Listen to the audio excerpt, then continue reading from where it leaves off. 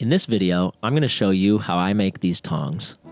This is a quick project that can make a great gift, a small product to sell for your business, or an upgrade to your own kitchen.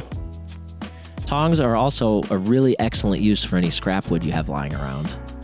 I'm hoarding a lot of wood scraps, but if you aren't hoarding as many wood scraps as I am, you can also find unique small offcuts that will work for this project at local lumber yards, cabinet shops, and woodworking supply stores.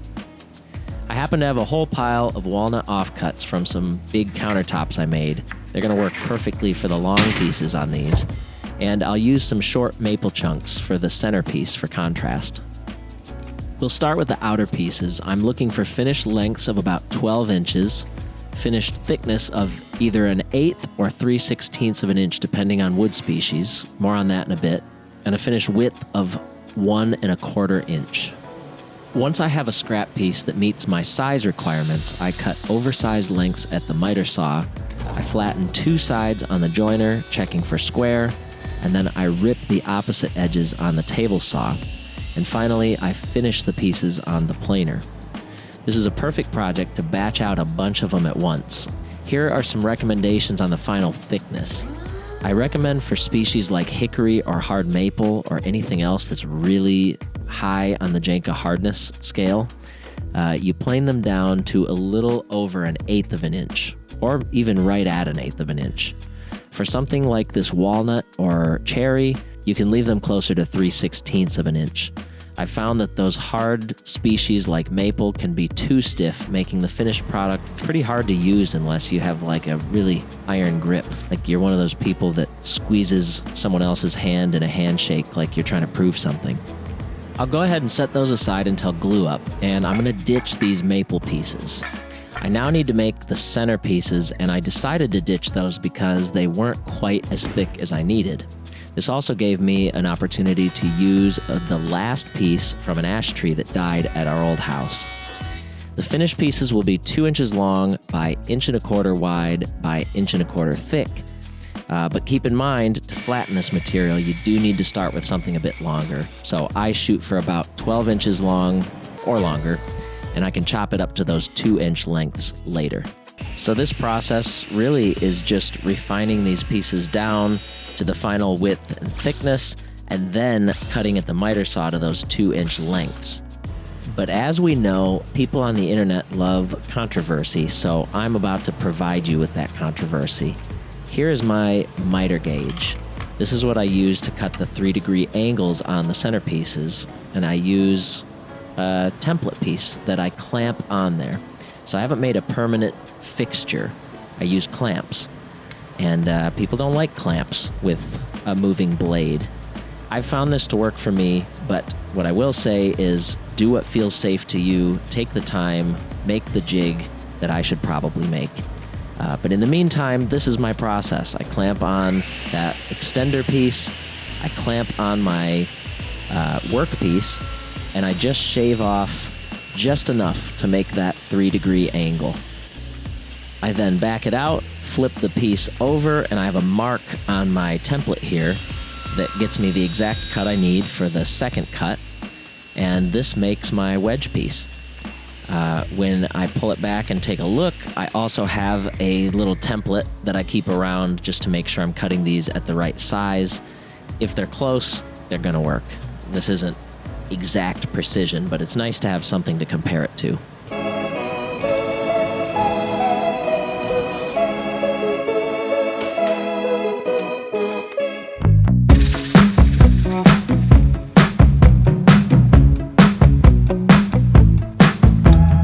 I use Titebond 3 to glue these up, and anything that I use in the kitchen because it's waterproof and food safe for indirect contact. I cover both sides, and I take a lot of care to try not to get squeeze out in the interior corners. And you'll see in a minute, I still get that squeeze out. And also, oops, my backer piece is too wide. So we swap that. Then it's just 2 clamps, some nice even pressure, and about an hour I leave these in clamps.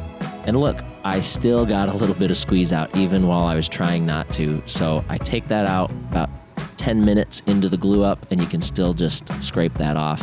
If you wait until it's dry, it's pretty tough to get off there. Now, what's this monstrosity, you might ask? Well, this is another kind of makeshift jig, and what I wanted to do is add a little feature to these tongs for the first time ever, and that's a 1-inch deep spline, just to add a little bit of strength and a nice feature to these. Kind of a, you can feature another wood type, something contrasting maybe. Now again, just be cautious if you do something makeshift. Make sure there's no play in your jig. Make sure things don't move around. I ensure there's really even pressure as I run through the blade, and I run it really slowly. I do have 2 clamps on it. I make sure the clamps don't contact the blade, and this worked really well for me. Here's the stock that I had that I prepped down to that just over 1/8 of an inch, and it's maple. So maple does get to make an appearance in this project in the form of this spline. And like I said, this is the first time I've done this, so we'll see if I like it. But I put some Titebond 3 in there, clamp it down, and we move on to the next step.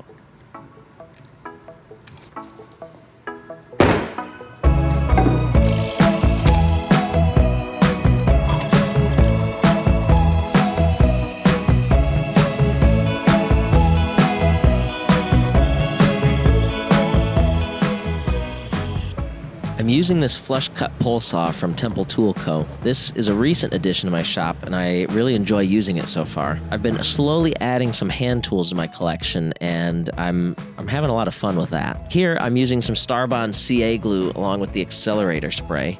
This stuff is really great for quick fills as it dries almost instantly with that spray. I have affiliate links for a couple of these products in the description if you'd like to check them out.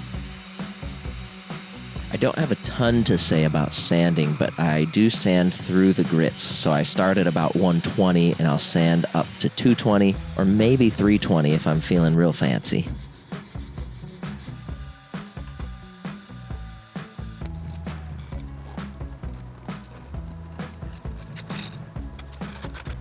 Here I am spraying these down with some water.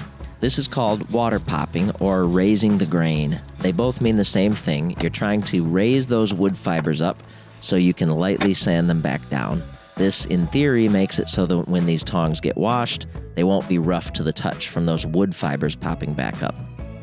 After that's all done, I apply a coat of oil to each of the tongs. This really pops out that color. It's kind of the satisfying part of this process where you get to see what they're going to look like.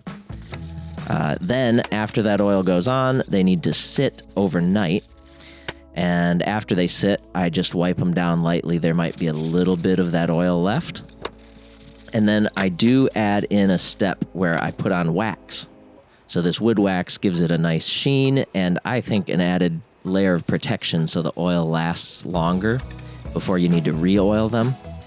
I just put that on, and 15 minutes later, I buff it back off.